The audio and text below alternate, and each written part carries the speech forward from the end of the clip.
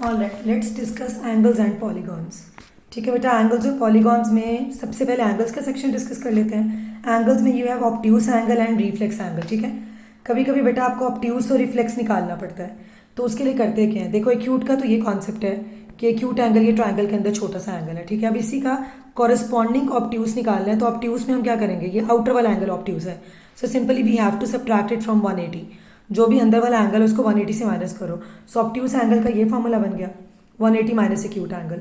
अब reflex angle क्या होता है, रिफ्लेक्स एंगल का ये कॉन्सेप्ट है कि अगर ट्रायंगल के अंदर का एंगल ये है, ठीक है, तो रिफ्लेक्स क्या होगा, इसके अलावा बचा हुआ फुल रोटेशन में जितना एंगल है ना, that would be called as reflex angle. Obtuse में तो स्ट्रेट लाइन पे जितना बचा हुआ एंगल है वो ऑब्ट्यूस है, बट रिफ्लेक्स में क्या है, आपके डिजायर्ड एंगल के अलावा जितना बचा हुआ लेकिन फुल रोटेशन में, that is called as reflex angle. So reflex angle में what you need to do, 360 degree में से आपको अपना एक्यूट ऑब्ट्यूस जो भी whatever is the angle उसको माइनस करना पड़ता है। Then we have the co-interior angles whenever we have two parallel lines. ठीक है बेटा, ये एक पैरेलल लाइन है, ये दूसरी पैरेलल लाइन है, एंड ये रेड वाली क्या है बेटा, इसका ट्रांसवर्सल। सो ट्रांसवर्सल के साथ ये जो भी दो एंगल्स बन रहे होंगे ना बेटा, their sum will always be 180 degree. ठीक है, इनको हम कहते हैं को इंटीरियर एंगल्स। फिर बेटा एंगल्स इन अ ट्राइंगल का रूल देख लें, ये बड़ा इंपॉर्टेंट है, ये बहुत ज़्यादा यूज होता है। फॉर एग्जाम्पल बेटा, ये आपके एक ट्राइंगल है, ट्राइंगल में आपके 3 इंटीरियर एंगल्स हैं, A B C. Interior angles are represented by small letters, और बेटा आपके कैपिटल लेटर से किसको रिप्रेजेंट किया हुआ, एक्सटीरियर एंगल को। ये ए बी और ये कैपिटल सी क्या है बेटा, आपके एक्सटीरियर एंगल है। इसमें रूल ये है बेटा, आप कोई भी एक एक्सटीरियर पिक कर ले, लेट्स पिक दिस एक्सटीरियर। तो ये जो बेटा आपका एक्सटीरियर एंगल है ना, ये रिमेनिंग में अब ये ए नहीं आएगा, ठीक है, क्योंकि ये इसी ए का एक्सटीरियर एंगल है। सो रिमेनिंग में ये दो बचते हैं, तो ये इन दोनों के क्या होगा, सम के इक्वल होगा। लाइकवाइज बाकियों के लिए भी आप इसी तरह करेंगे। जैसे ये बी है बेटा एक्सटीरियर एंगल, ये रिमेनिंग 2, ठीक है, this B is equal to remaining 2, ये जो दो रिमेनिंग बच्चे हैं ना बेटा, इनके सम के इक्वल होगा। Then we have the parallelogram. Parallelogram में रूल यह गया कि बेटा आपके जो ऑपोजिट एंगल्स है ना, दे आर ऑलवेज इक्वल, और कोई से भी दो आप एडजेसेंट एंगल्स ले लो, उनका सम क्या होगा, 180 degree. So remember opposite angles are equal, and कोई भी बेटा ऑपोजिट एंगल के अलावा कोई भी एडजेसेंट, इस तरह एडजेसेंट पिक कर लो वर्टिकली, या आप एडजेसेंट हॉरिजॉन्टली ले लो, कोई भी दो जो साथ वाले एंगल्स है ना आपके adjacent, their sum will always be 180 degree. Then we have triangles के अंदर ही बेटा isosceles, equilateral and right angle. सबसे पहले इक्विलेटरल देखते हैं। Equilateral means all angles are equal and all sides are equal. ठीक है, इक्विलेटरल में अगर sum of all angles 180 degree है, तो उसको अगर आप 3 पे डिवाइड करेंगे तो you will get 60 degree. So जब जब वो आपको बोले equilateral triangle, it means the angle is 60 degree. Then we have the isosceles one. Isosceles का मतलब होता है 2 sides are equal. For instance ये 2 साइड्स इक्वल है, which means these 2 base angles will always be same. अब आपको बेटा कभी कभी ये बेस एंगल निकालना आता है। अगर बेस एंगल निकालना है तो क्या करेंगे, 180 माइनस थीटा करेंगे, तो I get the sum of these 2, इन दोनों का सम आ जाएगा, डिवाइडेड बाय 2 करेंगे तो एक एंगल आ जाएगा। और इन अदर वर्ड्स कभी कभी ऐसे भी होता है, आपको ये एक बेस एंगल दिया होता है, आपने थीटा निकालना होता है, तीसरा एंगल अपना। इस बेस एंगल को क्या करें बेटा, 2 से मल्टीप्लाई कर दे और 180 में से माइनस कर दे, तो you will get the theta.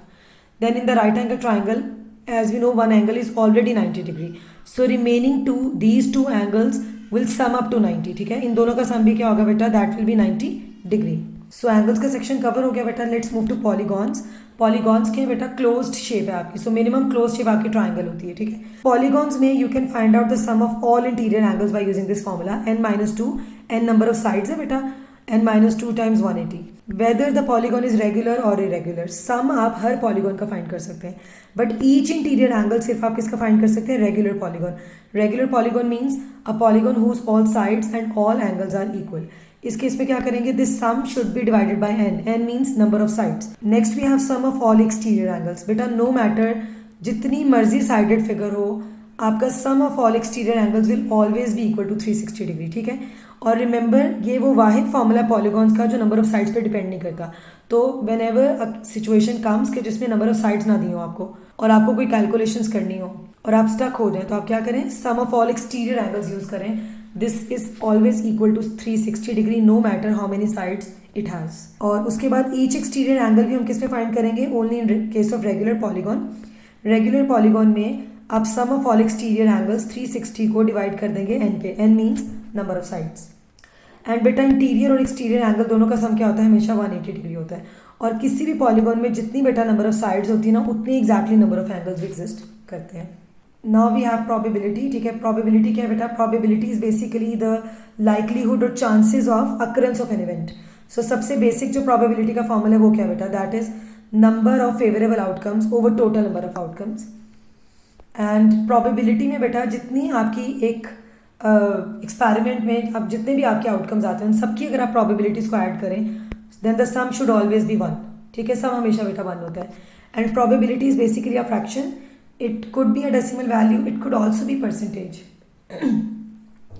और प्रोबेबिलिटी का जो बेटा आपका आंसर है that lies between 0 and 1, inclusive 0 and 1, 0 and 1 included भी है, ठीक है। अब 0 और 1 का क्या मतलब है? When the probability is 0 it means this event will never never occur, and if the probability is 1 it means this event will certainly occur, जरूर होगा। Then we have probability of not an event, कि कोई event occur ना करे। तो किसी भी event के ना अकर होने की क्या प्रोबेबिलिटी है बेटा? इसको हम ई प्राइम से शो करते हैं, प्राइम का एक साइन डाल देते हैं इसके ऊपर। This is equal to 1 minus probability of that event, क्योंकि सम ऑफ ऑल प्रोबेबिलिटीज 1 है। तो आप क्या करें? प्रोबेबिलिटी ऑफ एन इवेंट को 1 में से माइनस कर दें, you will get the probability of not an event. अच्छा बेटा, ये अब आपके रिसेंट जो सिलेबस चेंजेस हैं ना उसमें these 3 terminologies have been introduced, fair, bias and random. Fair means हर आउटकम के जो चांसेस है वो इक्वल है, बाइस मीन हर आउटकम के चांसेस इक्वल नहीं है, रैंडम मीन्स आप एक एक्सपेरिमेंट परफॉर्म कर रहे हैं एंड यू नेवर नो कि उसका क्या आउटकम आने वाला है, ठीक है। अनप्रिडिक्टेबल आउटकम है उसका। अच्छा, then we have another terminology which is relative frequency. Relative frequency is actually equal to probability, it's a very good estimate of probability, ठीक है। और ये अच्छा एस्टिमेट कब होता है प्रोबेबिलिटी का? When the sample size is greater, ठीक है, when you perform an experiment many times. So relative frequency को you can consider it as exactly like probability. इसमें expected frequency over total frequency आती है। एक्सपेक्टेड फ्रीक्वेंसी का मतलब है कि जब आप एक एक्सपेरिमेंट परफॉर्म करो, जैसे डाइस रोल किया है, तो आप जितनी दफ़ा एक्सपेक्ट कर रहे हो कि फॉर एग्जांपल 2 कितनी दफ़ा आएगा, तो वो उसकी एक्सपेक्टेड फ्रीक्वेंसी है, number of times 2 will come. और टोटल फ्रीक्वेंसी का क्या मतलब है कि टोटल नंबर ऑफ आउटकम्स के आपके, ठीक है।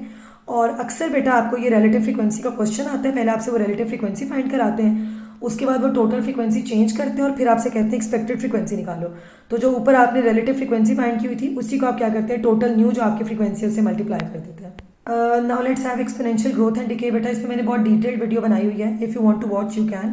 एक्सपोनेंशियल और ग्रोथ में बेटा एग्जैक्टली आपका कंपाउंड इंटरेस्ट का फॉर्मूला अप्लाई होता है, ठीक है। सो मैंने आपका पी और आर और टी इनमें से कुछ भी चेंज नहीं किया, मैंने बिल्कुल कंपाउंड इंटरेस्ट वाला फॉर्मूला यूज़ किया। सो आपकी किसी भी पॉइंट पे फाइनल वैल्यू अगर कोई चीज़ एक्सपोनेंशियली ग्रो या डिके कर रही है and if you want to find out the final value then what should you do? Principal amount, P means principal amount compound interest में। यहाँ पे पी क्या है बेटा? यहाँ पे पी का मतलब है इनिशियल अमाउंट और initial value when time T is equals to 0, which means आपके बिल्कुल स्टार्ट ऑफ एक्सपेरिमेंट की क्या वैल्यू है। आर आपका रेट है बेटा, रेट आपका पर मिनट भी हो सकता है, पर ईयर भी हो सकता है, पर सेकेंड भी हो सकता है, रेट आपका कुछ भी हो सकता है। रेट 2 होंगे बेटा, ग्रोथ रेट और डिके रेट। ग्रोथ रेट में आप प्लस यूज़ करेंगे और डिके रेट में आप माइनस यूज़ करेंगे, ठीक है। और टी आपका क्या है बेटा? टी टाइम है, time could be in seconds, minutes. अगर रेट आपका पर मिनट दिया हुआ है तो टाइम मिनट्स में होगा, रेट अगर आपका पर सेकंड दिया हुआ है तो टाइम सेकंड्स में यूज़ करेंगे, ठीक है जी। और एक्सपोनेंशियल ग्रोथ और डिके का भी लाजमी there would be a question, but इसका क्वेश्चन बेटा आपको पेपर 2 में आएगा बिकॉज इसके ऊपर पावर है, इसलिए मोस्ट प्रॉबेबली इसका चांस ये है कि आपको पेपर 2 में आएगा।